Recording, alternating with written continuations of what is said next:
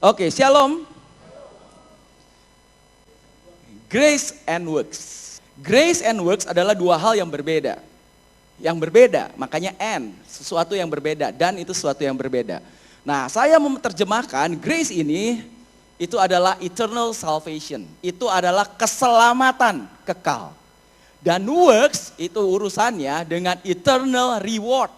Dengan upah atau penghargaan atau hadiah yang kekal. Jadi ini adalah dua hal yang berbeda. Saya akan bahas dulu eternal salvation. Eternal salvation, apa? Keselamatan yang Tuhan berikan dalam hidup kita adalah keselamatan yang kekal.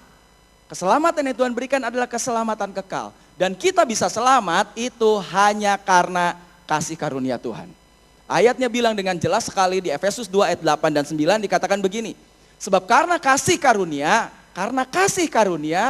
kamu diselamatkan oleh iman, oleh percaya. Dan itu dipisahkan, itu bukan hasil usahamu. Kasih karunia, keselamatan ada, it's not because of your works. Itu bukan karena apa yang saudara kerjakan.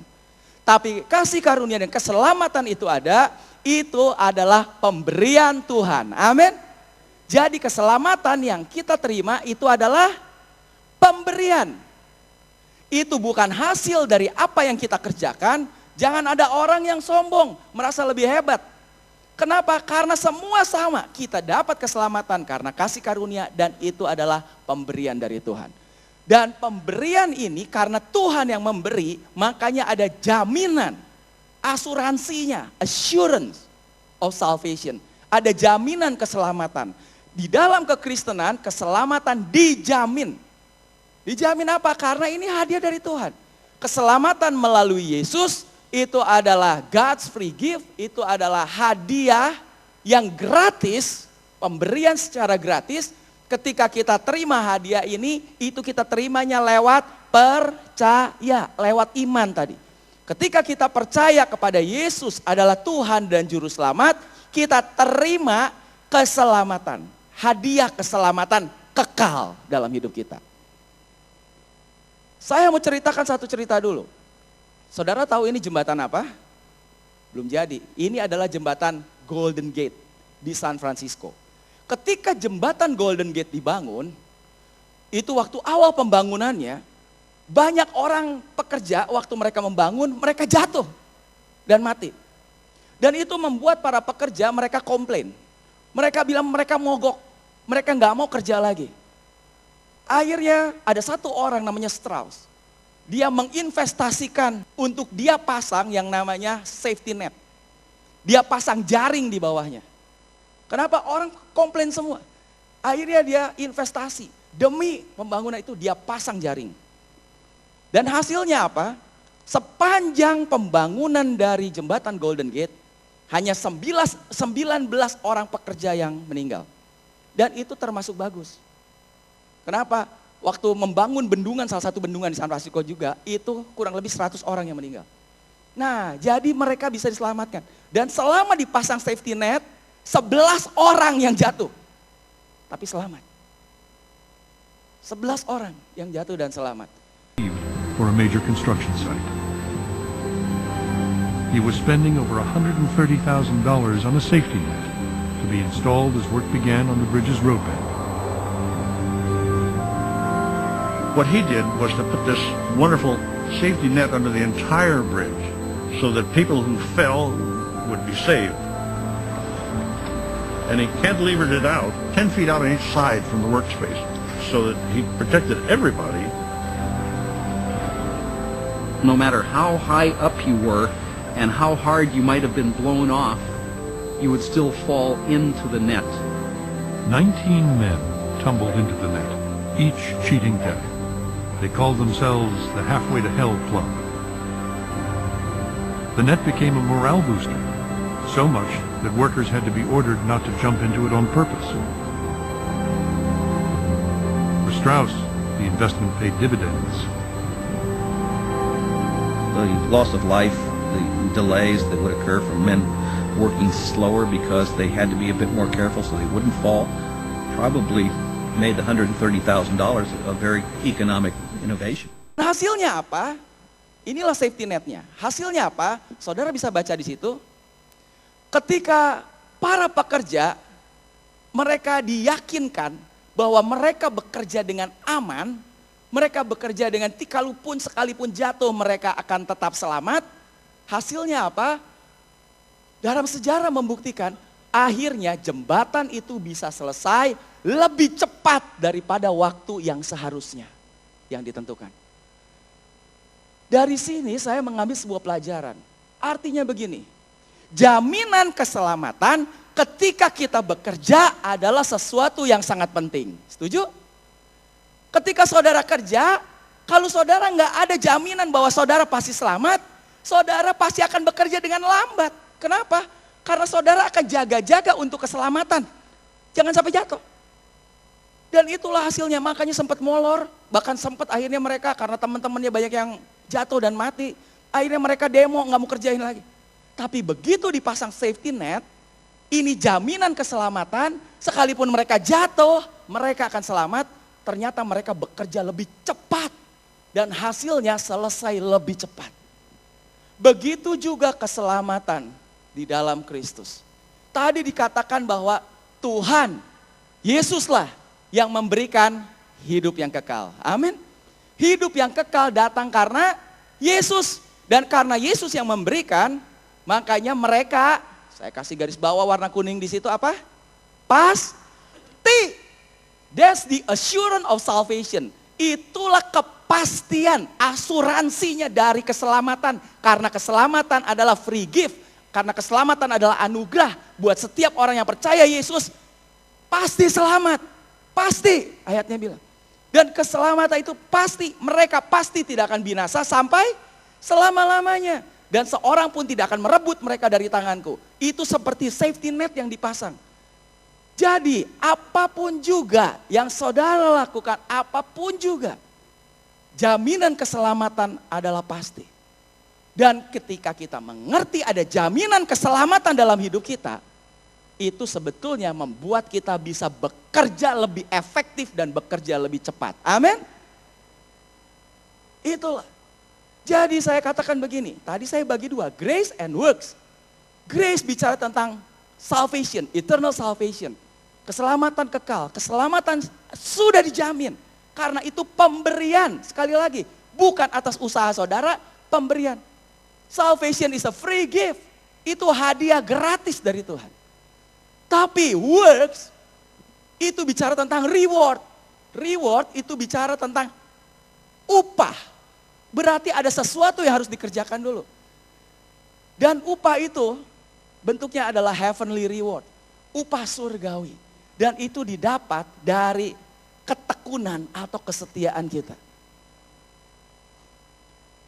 Ibrani 10 ayat 35 dan 36 bilang begini. Sebab itu, janganlah kamu melepaskan kepercayaanmu, karena besar upah yang menantimu. Salah satu alasan kenapa kita setelah percaya, kemudian ditekankan, jangan kamu lepaskan lagi. Ternyata setelah kita selamat, kita percaya kepada Yesus, kita dapat jaminan bahwa kita pasti selamat, ternyata ada upah yang besar yang menanti kita. Amin. Ada upah yang besar yang menanti kita. Jadi jangan mau lepaskan. Kenapa? Ini ada upahnya. Tapi untuk upah, sekali lagi, reward itu urusannya. Kamu memerlukan ketekunan untuk bisa dapat reward. Untuk dapat keselamatan, cuma cukup percaya saudara dapat gratis. Bukan atas usaha. Ini untuk reward saudara memerlukan ketekunan. Supaya sesudah kamu melakukan kehendak Tuhan, kamu memperoleh apa yang dijanjikan itu. Jadi gimana caranya kita bisa dapat itu? Kita harus tekun, kita lakukan apa yang Tuhan mau. Setelah itu nanti kita akan dapat reward katanya. 1 Korintus 3 ayat 10 bilang begini. Sesuai dengan kasih karunia Tuhan yang dianugerahkan kepadaku. Sekali lagi, keselamatan karena kasih karunia. Dan itu adalah anugerah kepadaku. Setelah kita terima kasih karunia dan keselamatan sebagai anugerah itu, aku telah meletakkan dasar. Tetapi tiap-tiap orang harus memperhatikan bagaimana ia harus membangun di atasnya. Jadi keselamatan itu adalah seperti foundation, dasar. Tapi kita harus membangun di atasnya. Karena tidak ada seorang pun yang dapat meletakkan dasar lain daripada dasar yang telah diletakkan. Dan dasarnya yaitu Kristus Yesus. Dasar kehidupan kita, keselamatan kita, jaminan keselamatan. Saudara pasti selamat karena saudara percaya kepada Yesus. Itulah dasarnya. Jadi dasarnya adalah Yesus. Jesus is our foundation. Tapi ayat yang tadi bilang setelah kita tahu dasarnya adalah Yesus, tidak ada dasar yang lain kita bisa selamat. Saudara harus membangun sesuatu di atasnya. Karena nggak mungkin cuma dasar doang. Makanya kita hidup ini sedang membangun sesuatu sebetulnya. Dan membangun perlu kerja, perlu usaha. Dikatakan di sini, entahkah orang membangun di atas dasar ini dengan emas, ternyata bisa membangun di atas dasar Kristus itu, saudara bisa membangun dengan emas, perak, batu permata, atau saudara bisa bangun dengan kayu, rumput kering, atau jerami. Ada dua jenis, saya kasih dua warna makanya di situ. Yang satu membangun dengan emas, perak, dan batu permata, satu membangun dengan kayu, rumput kering, atau jerami. Dan sekali kelak, nanti satu waktu, pekerjaan masing-masing orang akan nampak, kelihatan hasilnya apa yang mereka kerjakan. Kenapa? Karena hari Tuhan, nanti pada akhir zaman, ini ditesnya pada akhir zaman, sekarang kita lagi bangun, belum kelihatan hasil kerja saudara. Tapi nanti pada akhir zaman akan menyatakan bagaimana pekerjaan masing-masing orang, karena pekerjaan bangunan itu akan diuji oleh api. Jadi sekali lagi, dasar keselamatan kita adalah Yesus. Tapi kita harus membangun di atasnya. Saudara bisa membangun lewat kayu, rumput kering, dan jerami. Atau saudara bisa membangun emas, perak, dan batu permata. Tapi nanti di akhir zaman akan ada tes, diuji. Diujinya pakai apa? Api, berarti dibakar. Dan hasilnya kita tahu sama-sama. Pasti hasilnya. Yang kayu, jerami, rumput kering akan terbakar. Habis. Terbakar habis. Tapi yang membangun dalam emas, perak, dan batu permata akan tetap. Bahkan emas akan semakin murni kalau dibakar. Akan tetap. Nah, jadi katanya, jika pekerjaan yang dibangun seseorang tahan uji, kalau sekarang nanti waktu akhir zaman dites kerjaan kita, hasil kerja kita sekarang dites, tahan uji, ia akan mendapat upah. Atau bahasa Inggrisnya akan dapat reward. Jadi pisahkan sekali lagi antara keselamatan dan reward. Keselamatan sudah safe. Keselamatan adalah free gift, hadiah kita sudah terima dan pasti terima. Tapi kemudian ada reward, ada upah. Ini berdasarkan apa yang kita bangun di atas keselamatan kita. Jika pekerjaannya terbakar, ia akan menderita kerugian. Rugi. Udah kerja capek-capek, kebakar. Kenapa? Ya habis bangunnya seperti begitu, dari kayu, jerami, rumput kering. Tetapi lihat, ia sendiri akan selamat nggak? Selamat. Diselamatkan, tetapi seperti dalam api. Kenapa selamat? Sekali lagi, karena keselamatan bukanlah merupakan hasil usaha, bukan hasil pekerjaan, tapi keselamatan adalah pemberian dari Yesus ketika kita percaya. Ketika kita percaya, kita terima keselamatan. Tidak ada urusan dengan reward, tidak ada urusan dengan pekerjaan, tidak ada urusan dengan pelayanan, tidak ada urusan sama sekali. Tapi kita justru membangun, setelah kita selamatkan, kita membangun di atasnya. Nah, itulah ada reward di situ. Dan kapan kita terima reward ini? Kita akan terima ketika judgment seat of Christ, atau tahta pengadilan Kristus. Tahta pengadilan Kristus ini disebut dengan bema, bahasa Yunani. Dan itu bema itu adalah seperti podium yang seperti begini, naik ke atas. Jadi bema itu biasanya setiap orang kalau ada dalam perlombaan, kemudian dia jadi pemenang, dia dapat reward, dapat penghargaan, juara 1, juara 2, juara 3. Nah mereka akan naik ke bema. Bema itulah yang disebut dengan tahta pengadilan Kristus. Kapan itu terjadi? Kalau saudara lihat gambarnya, itu terjadi setelah terjadi pengangkatan. Pengangkatan itu Tuhan turun dari surga, kita naik dari bumi, dan ketemu di awan-awan.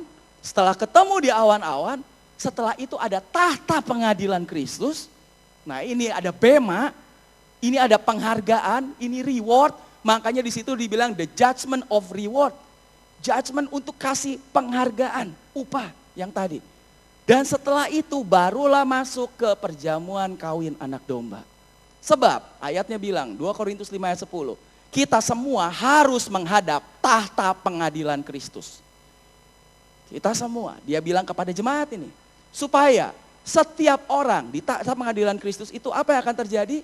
Setiap orang memperoleh apa yang patut diterimanya. Apa yang patut diterimanya? Sesuai dengan yang dilakukannya dalam hidupnya itu. Dalam hidupnya ini. Baik maupun jahat. Jadi saya tanya, setelah saudara terima keselamatan, jaminan keselamatan, kepastian bahwa saudara selamat, karena saudara sudah terima Yesus, saudara pasti selamat. Saya tanya, perbuatan saudara, bisa nggak saudara melakukan perbuatan jahat? Bisa. Bisa. Saya masih bisa bohong. Saya masih bisa mencuri. Meskipun saya sudah selamat. Karena percaya dapat keselamatan. Itu pemberian, bukan hasil usaha. Tapi setelah itu pekerjaan saya, apa yang saya lakukan dalam hidup saya, itu saya bisa lakukan pekerjaan baik, juga pekerjaan yang jahat. Nah, pekerjaan yang baik dan jahat ini, yang nanti waktu di tahta pengadilan Kristus, itu akan dites pakai api tadi. Bagaimana saya membangun hari ini? Apa yang saya bangun ini? Apakah tadi kayu, rumput kering, jerami, atau emas, perak, atau batu permata? Bahasa Inggrisnya lebih jelas, ada kata yang hilang di situ. Dikatakan begini, makanya kita akan dites, good or evil, baik atau jahat, berdasarkan we have done in this earthly body. Berdasarkan apa yang kita lakukan oleh tubuh jasmani, tubuh keduniawian. Hari ini saya yakin perbuatan saudara, tidak semua perbuatan saudara perbuatan baik. Pasti masih ada perbuatan yang jahat, betul? Masih ada perbuatan dosa. Apa yang menyebabkan itu terjadi? Karena saudara masih hidup dalam tubuh yang dibuat dari tanah. Tubuh saudara dibuat dari tanah. Dan tanah sudah dikutuk. Tuhan terkutuklah tanah waktu jatuh dalam dosa. Nah, karena kita hidup dalam tubuh ini yang terdiri dari tanah, makanya ini kita masih berbuat yang jahat, masih berdosa, masih segala. Tapi nanti tetap akan diadili atau dihakimi. Apa yang kita lakukan nanti tetap akan diadili. Waktu tahta pengadilan Kristus itu ada. Kita lihat satu klipnya dulu. Suaranya.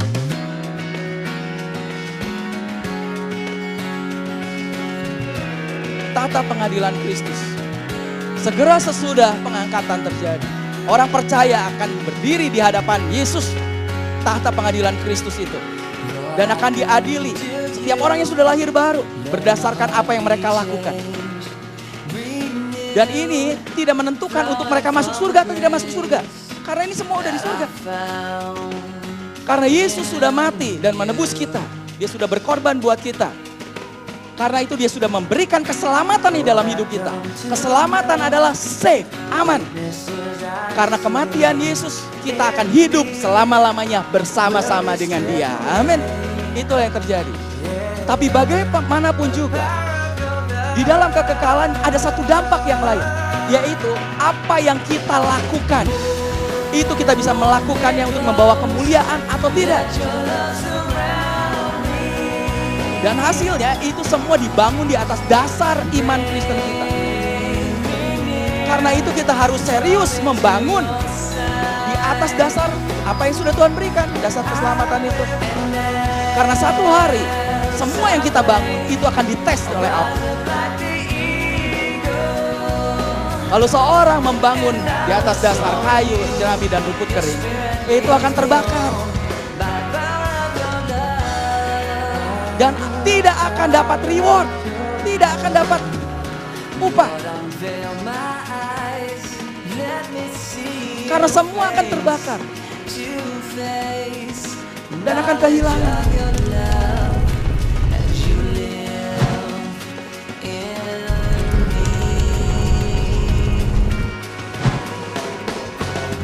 Tapi kalau kita membangun di atas dasar emas, perak, dan batu permata,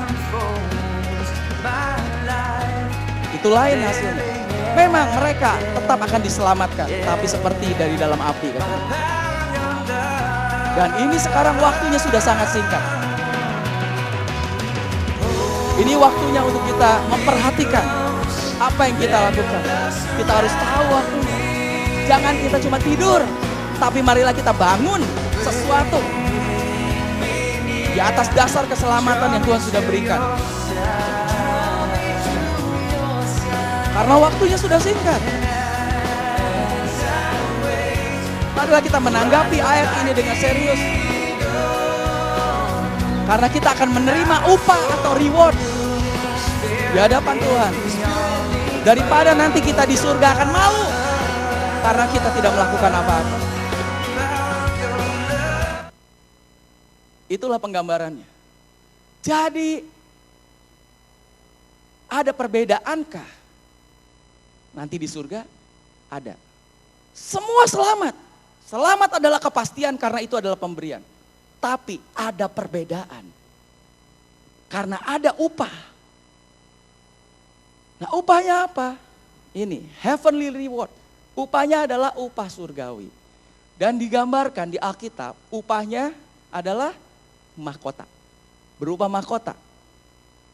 Dan kalau bicara tentang mahkota, saya nggak yakin bahwa betul-betul mahkota betulan yang kita akan terima di surga. Kalau menurut saya itu adalah penggambaran. Jadi bukan, ya mungkin betul juga, mungkin mahkota secara fisik, tapi mungkin juga mahkota yang bukan secara fisik. Kenapa? Nah, cuma kita artikan begini. Kalau bicara tentang mahkota, biasanya mahkota dipakai oleh siapa? Raja. Dan kalau bicara tentang raja, raja itu urusannya adalah memerintah, betul? Raja itu urusannya dia memerintah.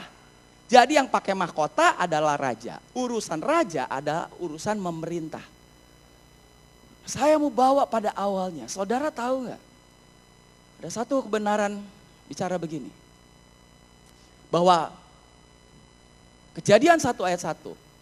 Pada mulanya Tuhan menjadikan langit dan bumi. Bumi adalah fisik. Bumi adalah fisik yang kita bisa injak, di mana kita bisa tinggal. Dan pertama Tuhan menciptakan langit dan bumi. Kemudian Adam dan Hawa tinggal di situ. Dan dikasih nama, itulah yang namanya Taman Eden. Dia tinggal di situ. Jadi Adam dan Hawa tinggal di mana? Di bumi. Pada mulanya Tuhan menjadikan langit dan bumi untuk Adam. Tapi kemudian datanglah setan atau iblis yang akhirnya menghasut Adam dan Hawa. Dan Adam dan Hawa kemudian jatuh dalam dosa. Setelah Adam dan Hawa jatuh dalam dosa, kemudian sistem bumi ini berubah jadi sistem dunia. Jadi semoga saudara ngerti bahasa Inggrisnya. Antara earth dan world itu beda. Earth itu bicara fisik, tapi dunia bicara tentang sistem. Sistem dunia, pemerintahan atas dunia. Nah, dikatakan pemerintahan atas dunia. Sekarang dunia diperintah. Siapa yang memerintah, siapa yang menguasai dunia? Setan, iblis. Karena apa? Adam dan Hawa jatuh dalam dosa. Dia menyerahkan pemerintahan sepertinya kepada setan. Dia tunduk apa yang setan suruh. Dan kemudian Yesus turun. Yesus lahir. Dan Yesus mati. Dan sejak Yesus mati, Dari situ kalau saudara mulai baca, muncul sebuah istilah baru. Istilahnya adalah Kingdom of God. Atau kerajaan Tuhan. Yesus mulai mau mendirikan sistem yang baru. Sistem sebelumnya adalah kerajaan dunia. Keduniawian. Keduniawian, itu iblis yang menguasai. Tapi ketika Yesus turun lahir baru, sekarang Tuhan buat sebuah sistem yang baru. Namanya kerajaan Tuhan. Dia buat ini sistem kerajaan Tuhan. Dan saya mau tanya dulu, menurut saudara, kerajaan Tuhan dan kerajaan surga, Kingdom of God and Kingdom of Heaven itu sama atau beda? Kingdom of God dan Kingdom of Heaven sama atau beda? Kerajaan Tuhan dan kerajaan surga sama atau beda? Beda. Apa bedanya? Kerajaan surga bicara tempat, balik lagi. Tapi kerajaan Tuhan itu bicara situasi atau suasana. Makanya ayatnya bilang gini, karena itu carilah dahulu kerajaan Tuhan dan kebenarannya. Maka semuanya akan ditambahkan kepadamu. Kalau saudara menyamakan antara kerajaan Tuhan dengan kerajaan surga, berarti surga. Berarti kalau ayatnya tadi bilang seperti itu, carilah dahulu surga. Ya kalau gitu matilah kita semua. Surga. Itu beda. Ayatnya satu lagi bilang begini. Sebab hal kerajaan Tuhan itu bukan soal makanan dan minuman. Tapi itu soal kebenaran, damai sejahtera, dan sukacita oleh Roh Kudus. Saudara pernah dengar ayatnya itu? Hak kerajaan Tuhan bukan masalah makanan dan minuman. Tapi soal kebenaran, damai sejahtera, dan sukacita oleh Roh Kudus. Jadi namanya kerajaan Tuhan ini bicara tentang situasi, kondisi, pemerintahan. Dan kapan ini kerajaan Tuhanmu dimulai? Ketika Yesus mati dan bangkit. Sebelumnya tidak ada kerajaan itu, Kingdom of God. Sebelumnya iblis yang berkuasa, Kingdom of the World katanya. Kerajaan dunia ini. Tapi kemudian Tuhan mulai turun, dia mulai mendirikan kerajaan Tuhan ini. Dan nanti ujungnya barulah Kingdom of Heaven, surga. Nah kita lihat ayatnya. Makanya Wahyu 5, dengan darahmu, start mulai dari darah. Engkau telah membeli atau meridim, menebus mereka bagi Tuhan dari tiap-tiap suku dan bahasa dan kaum dan bangsa. Jadi lihat di sini, oleh darah, kemudian tadinya ini kerajaannya kerajaan duniawi, punya iblis. Sekarang mulai ada yang ditebus, mulai ada yang dibeli. Dari mana? Dari macam-macam suku, macam-macam bahasa, macam-macam kaum, macam-macam bangsa. Mulai ada yang ditebus oleh Tuhan. Jadi Tuhan seperti membuat sebuah koloni di kerajaan dunia ini. Makanya lihat ini. Dan engkau telah membuat mereka menjadi suatu kerajaan. Lihat, bikin jadi satu kerajaan. Di tengah kerajaan dunia, Tuhan membuat ada kerajaan punya Tuhan. Siapa? Dari berbagai suku, kaum dan bahasa ada orang-orang yang ditebus lewat darahnya. Dan mereka ini membangun sebuah kerajaan baru di tengah kerajaan dunia. Dan menjadi imam bagi Tuhan kita. Makanya imamat yang rajani di Petrus dibilang. Dan mereka akan memerintah. Nah orang-orang ini yang bikin jadi sebuah kerajaan yang baru di dunia ini akan memerintah sebagai raja bukan di surga, di bumi. Jadi kita akan range, kita akan berkuasa, kita akan memerintah. Di mana memerintahnya? Di bumi. Siapa? Orang-orang yang sudah ditebus oleh darah anak domba itu. Yaitu kita semua. Jadi saudara perlu ngerti. Ketika saudara ditebus oleh darah, bukan cuma rest. Bukan cuma kita diam. Tapi Tuhan mau. Dia bikin sebuah kerajaan dan kita menjadi raja di bumi. Kita ditetapkan to destined to reign. Kita ditetapkan untuk memerintah. Memerintah di mana? Selagi kita di bumi ini. Dimulainya. Dimulai dari kapan? Sejak darah Yesus itu. Jadi start kita akan memerintah di bumi. Dan dari kita memerintah di bumi ini. Lihat. Wahyu 20, sampai kapan ini kita memerintah? Lalu aku melihat tahta-tahta. Berarti banyak tahta, betul? Bukan cuma satu tahta. Banyak tahta, tahta-tahta. Dan orang-orang yang duduk di atasnya. Kepada mereka diserahkan kuasa untuk menghakimi. Dikasih power to reign. Dikasih kekuatan untuk bisa memerintah. Dan mereka akan menjadi imam-imam Tuhan dan Kristus. Dan mereka akan memerintah sebagai raja juga. Bersama-sama dengan Kristus. Bersama-sama dengan dia. Berapa lama? 1000 tahun lamanya. Karena Wahyu 20 ini bicara tentang kerajaan 1000 tahun. Tapi tadi saya sudah kutip dari Wahyu 5. Wahyu 5 itu bicara dari pemerintahan sejak dari Yesus mati oleh darahnya. Jadi balik lagi ke gambar yang tadi. Balik lagi ke gambar yang tadi. Dunia, bumi, terus kerajaan dunia ini. Dan Tuhan lagi buat kerajaan Tuhan. Kerajaan Tuhan dimulai dari mana? Kerajaan Tuhan dimulai dari dia mati sampai kerajaan 1000 tahun. Mulai dari dia mati, kita akan memerintah di bumi, destined to reign, untuk memerintah di bumi. Dan kita juga akan memerintah bersama dengan Kristus di dalam kerajaan 1000 tahun. Setelah kerajaan 1000 tahun, barulah tadi kita cerita kingdom of heaven. Itulah baru bicara tentang surga. Jadi kita akan memerintah. Tuhan memang sudah destined to reign. Kita di destined to reign. Kita sudah ditetapkan untuk memerintah. Mulai dari kapan? Mulai dari kita terima darah Yesus. Kita akan memerintah. Sampai kerajaan 1000 tahun kita juga akan terus memerintah. Sama dengan dia. Dan inilah yang saya bilang tadi. Reward, upahnya. Jadi buat kita yang bekerja, upahnya adalah apa? Upahnya adalah apa? Memerintah. Makanya upah di dalam Alkitab digambarkan dengan mahkota. Orang pakai mahkota, orang bicara tentang memerintah.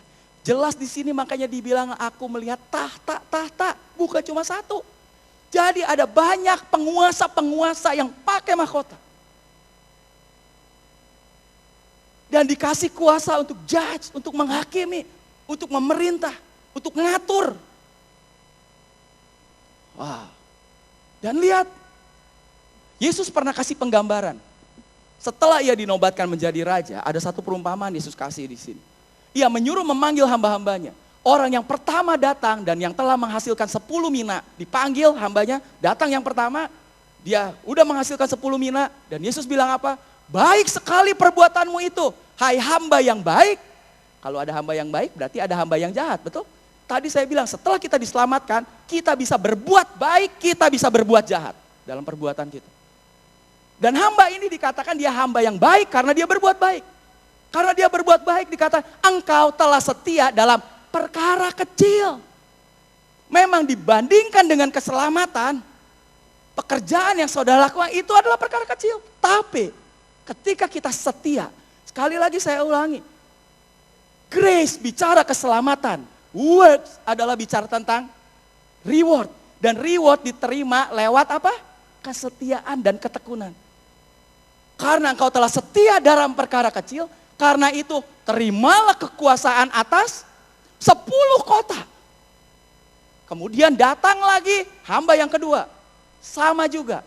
Dan engkau kuasailah 5 kota. Wow, saya lagi bayangkan ini. Jadi saudara tahu, nanti kita akan memerintah. Sekarang kita memerintah sebagai raja di bumi. Setelah itu ada pengangkatan, ada judgment seat of Christ tadi, tahta pengadilan Kristus. Kita akan dapat reward di situ. Kemudian ada perjamuan kawin anak domba. Kemudian kita akan turun lagi lawan antikris. Kemarin saya udah cerita semua di Bridal Covenant. Setelah itu masuk dalam kerajaan 1000 tahun. Dan di dalam kerajaan 1000 tahun kita akan memerintah bersama dengan Kristus. Dan ternyata di sini jelas dilihat ada orang yang dikasih kuasa untuk menguasai 10 kota. Tapi ada orang yang juga dikasih kuasa untuk menguasai 5 kota. Dan kalau saudara baca lagi cerita ini, ada juga orang yang tidak dapat kota. Kenapa? Karena waktu sekarang, apa yang dia bangun di atas dasar keselamatan yaitu Yesus. Kalau dia bangun di dalam rumput kering, kayu rumput kering dan jerami, kebakar semua. Apa artinya? Itulah yang disebut mungkin dengan perbuatan jahat. Setelah saudara terima Yesus, sekali lagi masih bisa saudara melakukan perbuatan jahat. Tapi kalau saudara mengambil keputusan untuk terus melakukan perbuatan jahat, saudara selamat, selamat tapi seperti di dalam api. Keselamatan adalah anugerah pemberian, tidak ada urusan sama reward. Tapi nanti saudara tidak akan dapat kekuasaan atas kota. Saudara tidak akan memerintah. Jadi adakah perbedaan orang yang melakukan perbuatan jahat dan orang yang melakukan perbuatan baik setelah dia diselamatkan? Adakah perbedaan? Ada. Kapan nanti ini? Nanti waktu judgment seat kelihatan.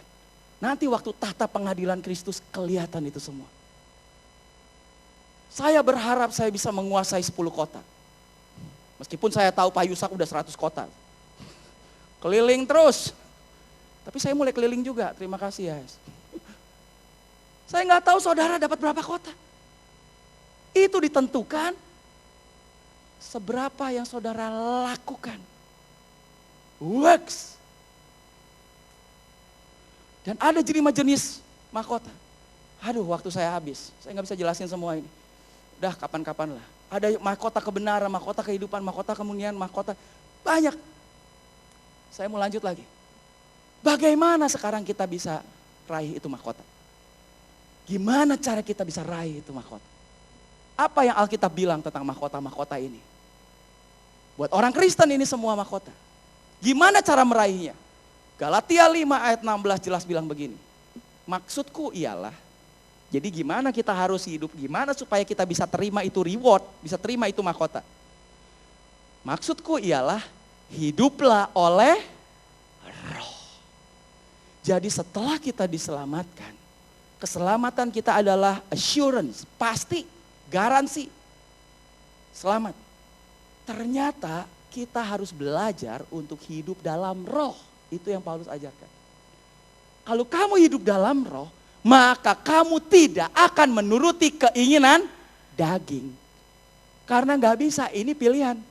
Hidup dalam roh atau hidup dalam dagingan. Karena kalau tadi saudara lihat gambaran yang saya gambarkan, ini memang di tengah the word, kerajaan dunia ini.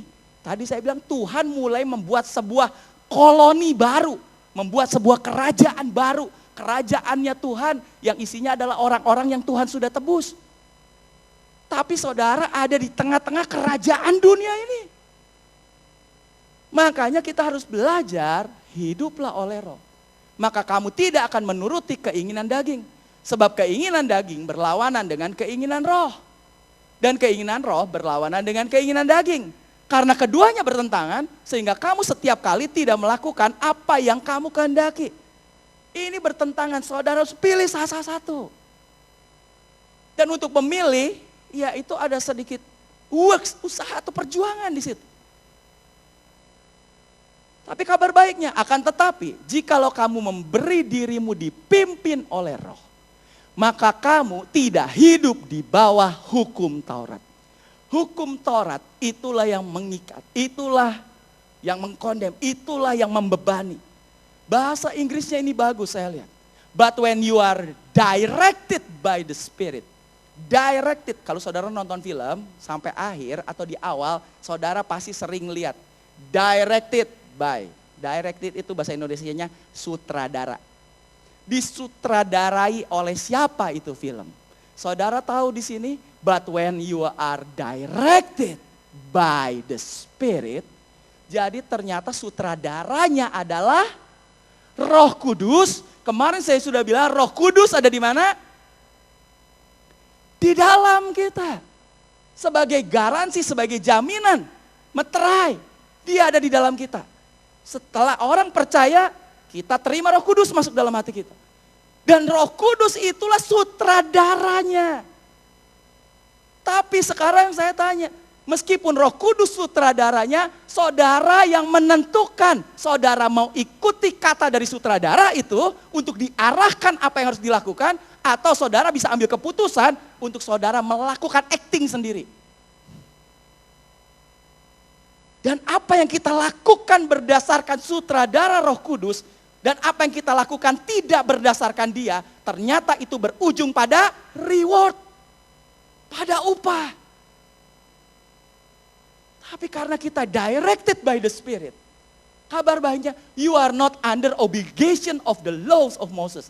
Kamu tidak dibawa pengaruh, kamu tidak dibawa ketentuan, kamu tidak dibawa aturan daripada hukum Taurat. Saya mendapati begini, di dalam grace and works, kita memang harus lakukan sesuatu. Tapi kita melakukan sesuatu berdasarkan direction, tuntunan, sutradara, Roh Kudus. Dan kira-kira Roh Kudus menuntun kita sama atau beda setiap kita? Beda. Saudara lihat dalam sebuah film, sutradara mengarahkan pemainnya. Yang satu orang baik kalau disuruh jadi jahat, atau disuruh pura-pura nangis padahal dia lagi senang, ya tetap dia harus ikut. Setiap orang directed berbeda. Dan karena setiap orang directed berbeda, berarti sebetulnya apa yang kita harus lakukan berbeda. Kabar baiknya. Dan dikatakan di sini, kalau kita ikut direction dari Roh Kudus, sebetulnya berarti kita tidak hidup di bawah Taurat. Karena Taurat isinya adalah direction juga. Tapi direction dari Taurat adalah direction yang kaku dan pasti. Itulah Taurat. Jangan begini. Harus begitu. Jangan begini. Harus begitu. Sekarang saya mulai ngerti. Oh. Apakah kita harus melayani? Iya. Tapi apakah semua melayani yang sama? Jelas tidak. Saya ulang pertanyaan lagi. Apakah semua orang harus melayani? Ya. Tapi apakah semua orang harus melayani di gereja? Apakah semua orang harus melayani di gereja? Kalau saudara bilang ya, saudara akan terjebak dengan yang namanya legalisme atau Taurat. Oh, semua orang percaya harus jadi pendoa syafaat. Oh, semua orang percaya harus melayani di gereja jadi ushers. Is the Spirit direct you or not? Apakah Roh Kudus menuntun saudara untuk melayani itu atau tidak? Ada orang ditentukan untuk melayani in the marketplace. Betul? Ada orang ditentukan untuk jadi artis. Jadi reward kita didasarkan pada apa? Reward kita didasarkan pada seberapa saudara memberi dirimu dipimpin oleh Roh. Kalau dibilang memberi dirimu, itu adalah tanggung jawab saudara, bukan tanggung jawab Roh. Roh sudah ada di dalam saudara. Tapi seberapa engkau memberi dirimu to be directed by the Spirit, itu akan menentukan. Kalau saudara tidak mengikuti directed by the Spirit, lawannya tadi adalah perbuatan daging, earthly katanya. Karena kita hidup dari dunia, kita masih bikin perbuatan jahat. Dan perbuatan daging, desires of your sinful nature, jadi alamiah kita memang berdosa. Karena kita masih hidup di dalam kedagingan, daging ini. Dan sinful nature-nya itu sudah nyata. Yaitu apa? Percabulan, kecemaran, hawa nafsu, penyembahan berhala, sihir, perseteruan, perselisihan, iri hati, amarah, kepentingan diri sendiri, egois tuh, cari kepentingan, percederaan, roh pemecah, kedengkian, kemabukan, pesta pora, dan sebagainya. Itulah semua perbuatan daging. Dan ayat berikutnya bilang apa? Terhadap semuanya itu perbuatan daging. Kuperingatkan kamu, kata Paulus. Dikasih peringatan. Seperti yang telah kubuat dahulu, bahwa barang siapa melakukan hal-hal yang demikian, ia tidak akan mendapat bagian atau inheritance dalam kerajaan Tuhan. Saya mau tanya, yang melakukan semua perbuatan daging ini selamat atau enggak? Selamat. Karena apa? Bedakan sekali lagi antara kingdom of God and kingdom of heaven. Ayatnya di sini tidak akan mendapat bagian dalam kerajaan Tuhan, kingdom of God. Kapan tadi saya bilang kingdom of God dimulai? Ketika Yesus mati, sampai kerajaan 1000 tahun. Jadi artinya apa? Kalau kita melakukan perbuatan kedagingan, saudara akan kehilangan inheritance di dalam kerajaan Tuhan. Bukan kerajaan surga, dalam kerajaan Tuhan. Makanya coba kita lihat. Kalau saudara perhatikan the life and the letters of Paul, dari suratnya Paulus, saudara lihat dari suratan Paulus, saya bisa gambarkan ini ada seperti dibagi dalam 2 hal. Semua surat Paulus kalau saudara perhatikan, kalau bisa dibagi 2, isinya 2 hal. Dan saya gambarkan itu seperti 2 mata pisau dari gunting. Satu mata pisau itu bicara tentang the doctrine. Isi dari surat Paulus dia bicara tentang doktrin atau pengajaran. Pengajarannya tentang apa? The identity in Christ. Identitas kita di dalam Kristus. Siapa kamu di dalam Kristus? Itulah isi dari pengajaran Paulus. Dan Paulus bilang, my identity in Christ, identitas kita di dalam Kristus adalah siapa? Kita adalah anak-anak Tuhan yang begitu dikasihinya. Amin. Karena barang siapa percaya, kamu beroleh privilege, diangkat menjadi anak-anak Elohim. Betul? Ketika kita percaya, identitas kita dari hamba dirubah jadi identitas anak. Tapi sekarang saya lanjut lagi. Setelah saudara diadopsi jadi anak, bisa nggak saudara kehilangan identitas saudara? Bisa nggak? Tidak. Ya bisa kalau saudara memang meninggalkan. Tapi selama saudara percaya, identitas saudara adalah anak. Dan anak akan masuk tinggal di dalam rumah, akan masuk surga. Itulah keselamatan, identitas dalam Kristus. Itu yang Paulus terus ajarkan.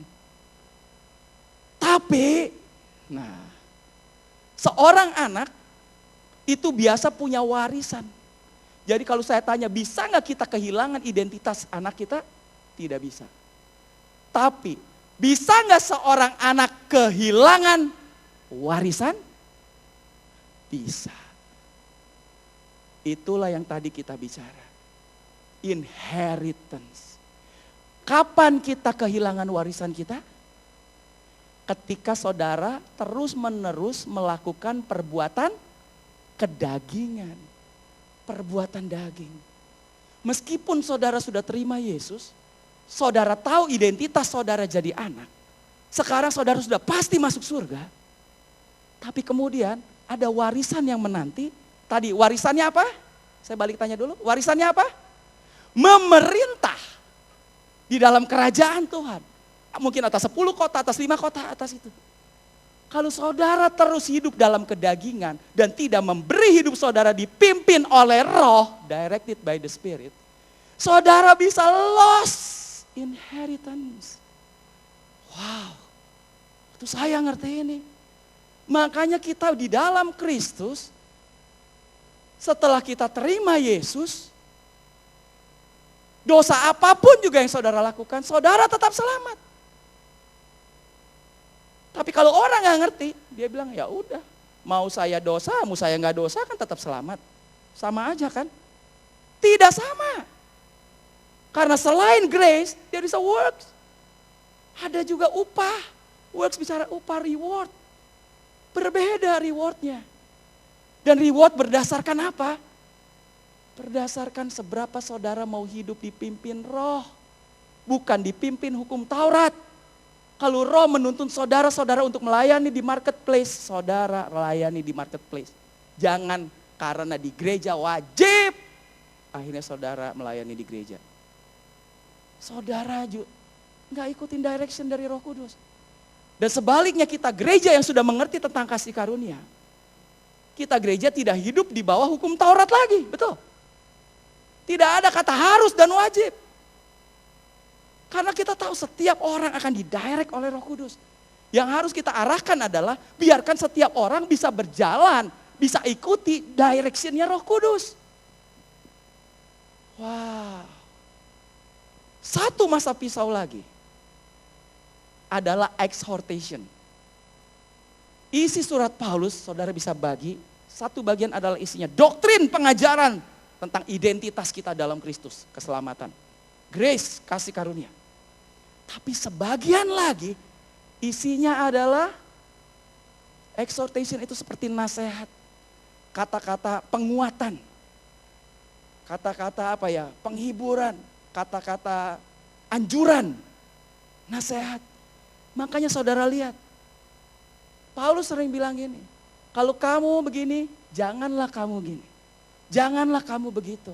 Haruslah kamu lakuin ini sebaiknya. Kamu jangan begitu, kamu jangan begini. Dan itu bukan hukum Taurat. Tapi Paulus sedang mengarahkan orang itu untuk hidup dipimpin oleh Roh. Dan kalau kita mengerti tentang dua hal ini, dari surat Paulus kita mengerti tentang gambaran besar daripada gereja. Kita tidak hanya berdiri pada doktrin keselamatan kasih karunia, tapi kita juga mulai ambil yang namanya exhortation, nasihat, anjuran. Itu kita akan mulai yang punya yang namanya the cutting edge, atau apa? Daya potong. Hidup saudara akan mulai jadi powerful. Amin. Kalau saudara hanya ngerti doktrin, saudara tidak akan powerful. Kalau saudara hanya tahu bahwa saudara sudah diselamatkan, oh udah selamat ya udahlah. Kalau gitu mau dosa mau enggak sama aja. Yang penting rest, enggak penting. Tidak punya cutting edge, enggak punya daya potong. Tapi ketika saudara mengerti dua-duanya, ternyata kita harus juga untuk belajar led by the Spirit, untuk dipimpin Roh. Hidup saudara akan luar biasa dan punya daya potong. Roma 6 ayat 13, dikit lah. Makanya Paulus mengingatkan, jangan kamu menyerahkan anggota-anggota tubuhmu kepada dosa untuk dipakai sebagai senjata kelaliman. Tetapi serahkanlah hidupmu kepada Tuhan sebagai orang-orang yang dahulu mati, tetapi yang sekarang sudah hidup karena darah Yesus. Dan serahkanlah katanya anggota-anggota tubuhmu kepada Tuhan untuk menjadi senjata-senjata kebenaran. Beri kemuliaan buat Tuhan, amin. Hei, tahu nggak? Tuhan sedang tunggu hidup saudara untuk dia pakai saudara jadi senjata bagi kebenaran dia, amin. Tuhan lagi tunggu itu. Bukan cuma kita, udah selamat santai. Tapi saudara punya keputusan. Saudara serahkan hidup saudara.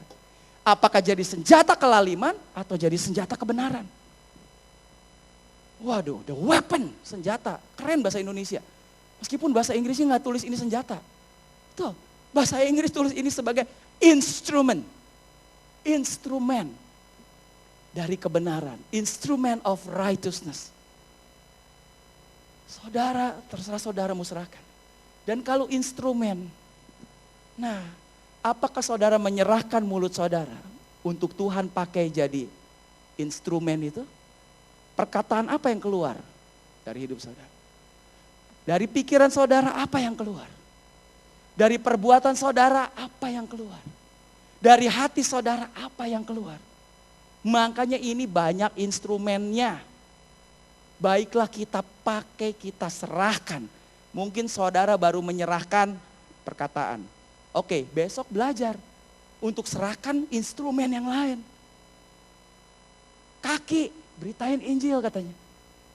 Pakai instrumen itu. Bukan malas. Karena apa? Ada reward. Ada reward. Wow. Serahkanlah untuk jadi instrumen. Efesus 2 ayat 10 bilang, karena kita ini buatan Tuhan. Saudara semua buatan Tuhan. Dan diciptakan dalam Kristus Yesus. Untuk melakukan pekerjaan baik. Meskipun saudara bisa melakukan perbuatan jahat. Tapi saudara sebetulnya ditetapkan, diciptakan untuk perbuatan baik yang dipersiapkan, yang disiapkan Tuhan sebelumnya. Kenapa saudara hidup hari ini dan ada di Surabaya? Saudara pernah pikir? Saya di Bandung, saya lahir di Indonesia. Meskipun orang yang sipit begini, banyaknya ada di Tiongkok. Kenapa nyasar ada di Indonesia? Apakah saudara tahu?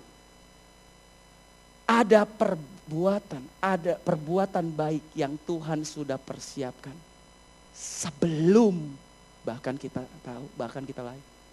Dan Ia mau supaya kita hidup di dalamnya. Jadi saudara setelah terima Yesus, saudara pasti selamat. Bukan cuma diam dan rest saja, tapi saudara cari tahu, belajar dipimpin oleh Roh, apa yang Roh Kudus mau. Karena Tuhan sebetulnya sudah punya rencana, bahkan sebelum saudara tahu, kenapa saudara lahir di Surabaya. Kenapa saudara tinggal di Surabaya. Dia punya rencana.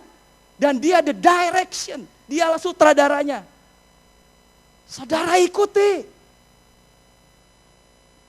Itulah ayat ini bilang begitu. 2 Timotius 2 ayat 20. Di dalam rumah memang terdapat perabotan yang dari emas dan perak. Tapi ada juga perabotan dari kayu dan tanah. Yang pertama, emas dan perak itu dipakai untuk maksud yang mulia. Dan yang terakhir, kayu dan tanah itu dipakai untuk yang kurang mulia. Jika seseorang menyucikan dirinya dari hal-hal yang jahat, sebetulnya ia sedang apa? Dia sedang menjadi perabot rumah itu untuk maksud yang mulia. Ia dikuduskan, dipandang layak untuk dipakai dan disediakan untuk setiap pekerjaan yang mulia. Amin. Sekarang saya tanya, saudara sudah diberi keselamatan oleh Yesus. Saudara mau nggak hidup saudari dipakai oleh Tuhan? Amin. Saudara mau kan? Kalau saudara mau, serahkan hidup saudara. Belajar untuk menyucikan diri saudara. Meskipun keselamatan sudah pasti. Tapi bukan karena keselamatan sudah pasti, saya lakuin dosa aja, atau pasti selamat. Betul, saudara tetap selamat. Tapi saudara mau dipakai senjata, jadi senjata kelaliman atau senjata kebenaran. Saudara mau dipakai jadi perabot yang mulia atau enggak. Dipakai untuk setiap pekerjaan yang mulia. Kalau saya mau. Saya nggak mau jadi yang biasa-biasa. Saya mau jadi vessels of honor. Pekerjaan-pekerjaan yang mulia. Saya mau jadi emas, perkakas dari emas. Biar yang menyuguhkan semuanya, wow, kamu emas.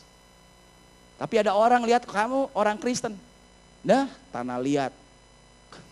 Meniliat sekali. Tapi kamu murni sekali seperti emas.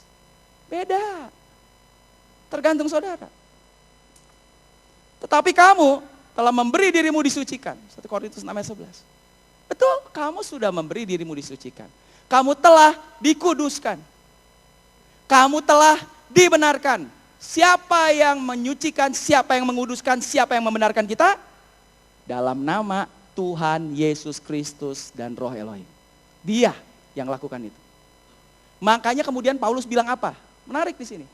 Karena itu segala sesuatu halal bagiku. Ada enggak yang haram? Tapi bukan semuanya berguna.